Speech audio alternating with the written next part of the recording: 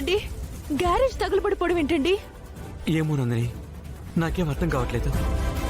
ఏరా, నీ గ్యారేజ్ తగలబడిపోవడానికి కారణం ఇంకా నీకు అర్థం కావట్లేదా?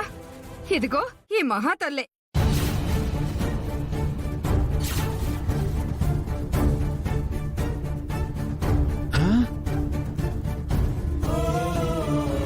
నా కోడలిగా నా ఇంట్లో కాలు పెట్టబోతున్నావు. నా గ్యారేజ్ మొత్తం కాలు బూడిదైపోయింది. ఈ నష్టం అంతా నీ వల్ల జరిగింది. అత్తయ్య, బావగారి గ్యారేజ్ కాలిపోవడానికి మా అక్కకి సంబంధం ఏంటి? సంబంధమా? చాలా సంబంధం ఉందమ్మా. తమరక్కగారిది గొప్ప జాతకం కదా.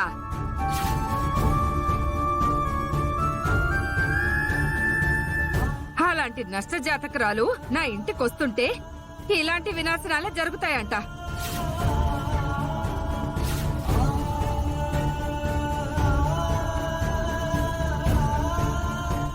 అప్పటికి ఈ వెధవకి చెప్పాను, వద్దురా, మనకి ఈ సంబంధం వద్దురా అని చెప్తుంటే వెంటపడి మరీ పెళ్లి చేసుకున్నాడు. మీరు చాలా తప్పుగా మాట్లాడుతున్నారు. అగ్ని ప్రమాదాలు ఏవి జాతకాల వల్ల జరగవు. ఏ షార్ట్ సర్క్యూట్ ఏదో అయ్యి ఉంటుంది. ఆ ప్రమాదానికి మా నందినికి ఎలాంటి సంబంధం లేదు. చూడు బాబు, నీకు జ్ఞానమే కాదు, లోక జ్ఞానం కూడా లేదు. నీకు ఇవన్నీ అర్థం కావులే. అత్తయ్య, మీరు మా అక్కని అలా అనడం మాకు నచ్చట్లేదు.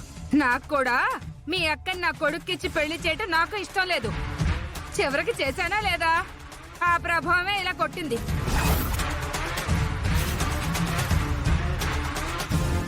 సర్లే కామాక్షి, అయ్యిందేదో అయిపోయింది. ఇంటికొస్తే మీ కోడలు తీసుకొచ్చిన సారి తీసుకుని ఇంట్లోకి తీసుకెళ్ళండి. ఆ దురదృష్టాన్ని నా ఇంట్లోకి రానివ్వను. అమ్మా,